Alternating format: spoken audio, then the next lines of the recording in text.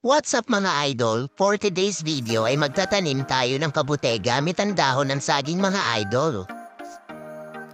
Kaya halina't samahan niyo ako para matuto din kayo magtanim dahil napakadali lang nitong gawin. At narito ang mga gagamitin natin sa ating pagtatanim. Una ay ang tuyong dahon ng saging na pinutol-putol natin ng 3 dangkal at ibinabad ko ito sa tubig ng magdamag.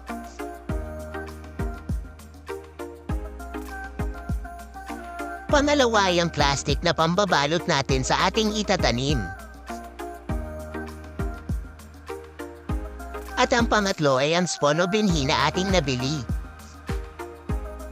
Simulan na natin ang pagtatanim mga idol.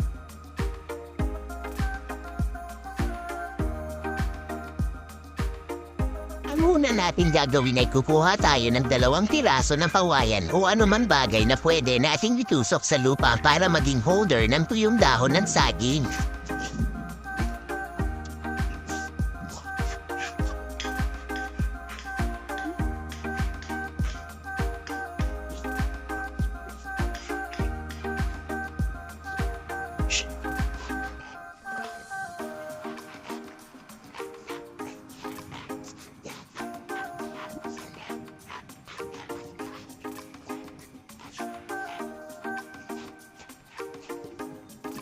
Tapos ay kukuha tayo ng tubig at babasahin natin ng kaunti ang lupa na ating paglalatagan ng dahon ng saging mga idol.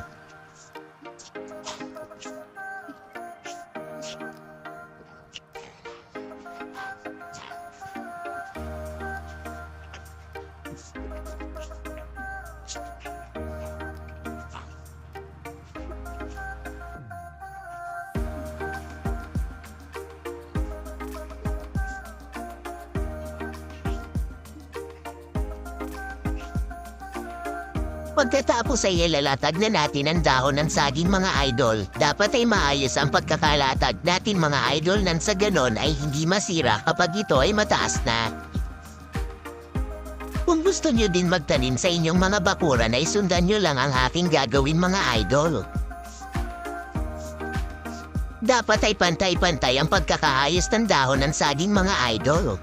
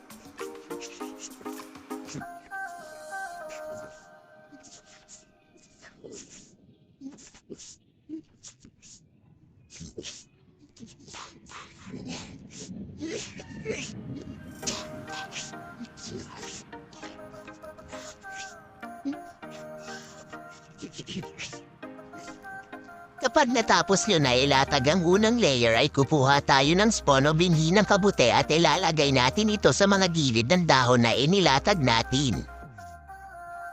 Katulad ng aking ginagawa ngayon mga idol.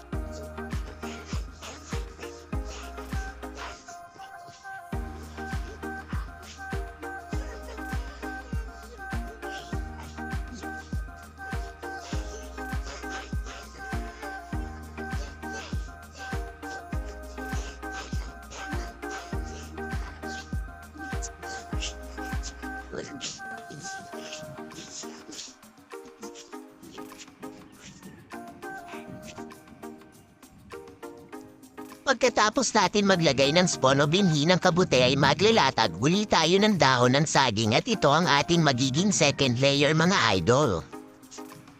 Katulad ng una ay kailangan maayos ang pagkakalatag ng dahon upang ito ay hindi bumagsak.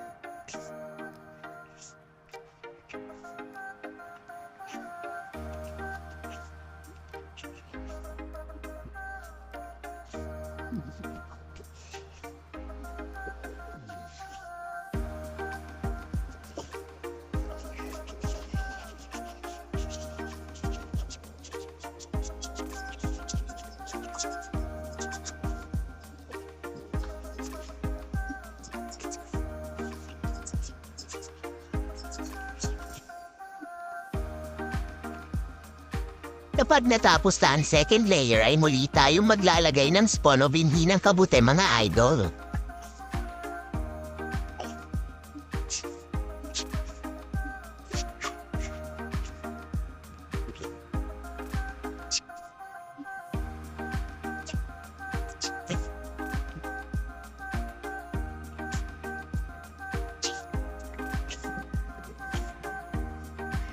Paulit-ulit lang natin gawin ang mga ginawa natin hanggang sa kung ilang layer ang gusto niyong gawin mga idol. Basta siguraduhin lang natin na ito ay hindi babagsak o masisira.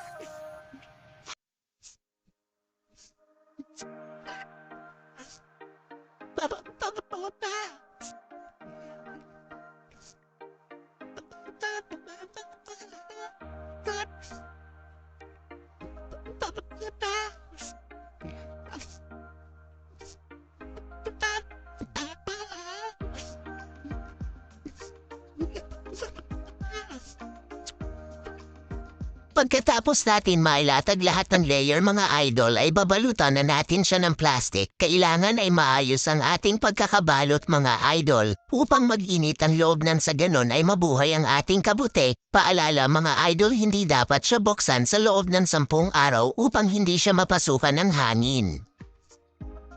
Pagkatapos ng 10 araw ay pwede na tayo mag-harvest ng napakasarap na kabute mga idol. Kung nagustuhan mo at may natutunan ka sa video na ito ay maaari mo bang i-like at share ang video na ito mga idol?